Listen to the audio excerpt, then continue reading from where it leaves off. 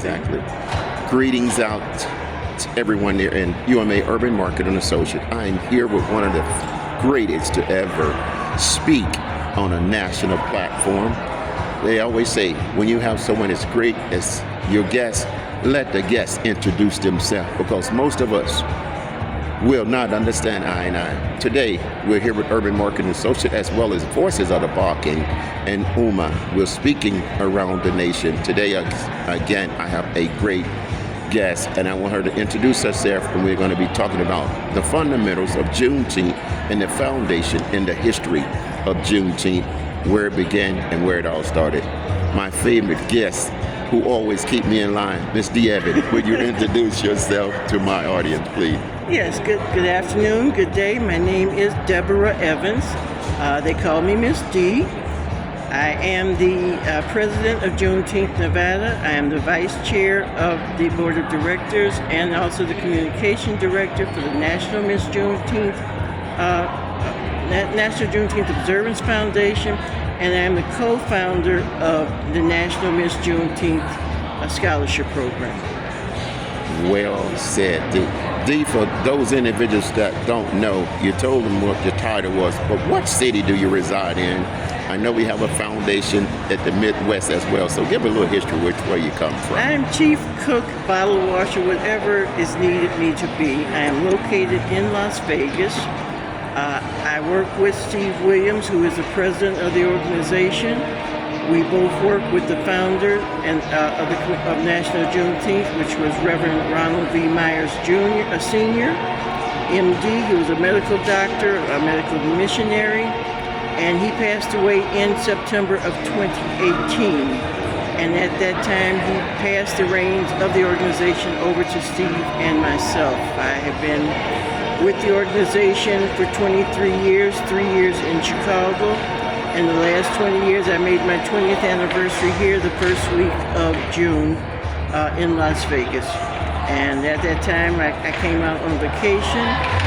He asked me if I would help set up the Juneteenth for Nevada, and I agreed with the understanding that he knew I would only be here for 3 months. And again, it's been 20 years. 3 months turned into 20 years. Yes. Now, did you reside? You was coming out of Chicago, Illinois. Is that true? Correct. When you was in Chicago, you said you was familiar and you dealt with Juneteenth for 3 years there? Yes. Now, when you was there, did you cover the same title heading, or was it something different? I was mostly in office. I'm a paper pusher by trade. I worked for Procter & Gamble. I've worked for financial agencies. I've worked for World Book. So I was a paper pusher, record keeper, person of documents. And in Chicago, I worked genealogy for 23 years, researching genealogy. I went from that to a group called God's Gang, and I was a member of their board. And I did the videos and the photography for them. They were an urban agriculture group, where we taught the children how to grow the food in the old ways, how to market the food, how to set up their own farmer's market. That led me to teaching at one of the high schools in Chicago program, which led me to the Juneteenth office, which was down the street from Barack Obama's office. When he was running for senator. And I just went there to pick up a paycheck, and I started helping them with office work. And for 3 years I was there as they needed me, and when I came out here on vacation, she dropped a dime on me. Celestine Byers called Doc and said, Dee is in Vegas, get her while you can, and get her to help you. Wow. Dee, what is the National Foundation of Juneteenth that's reside in the foundation? Where did it all begin at? Juneteenth National Foundation began in 1994.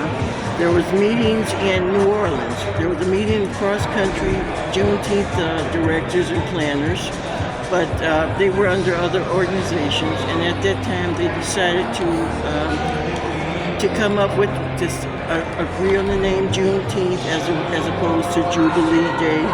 They agreed to work together to further the information, the recognition of Juneteenth.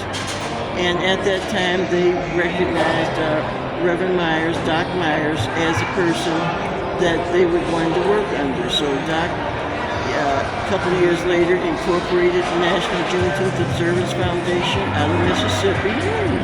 And we do have directors in all 50 states. And we have, in addition to about 60 directors and planners, we also have 50 or 60 commissioners that you don't hear much about, but they're out there, such as Nita Thompson, who is a commissioner for sickle cell.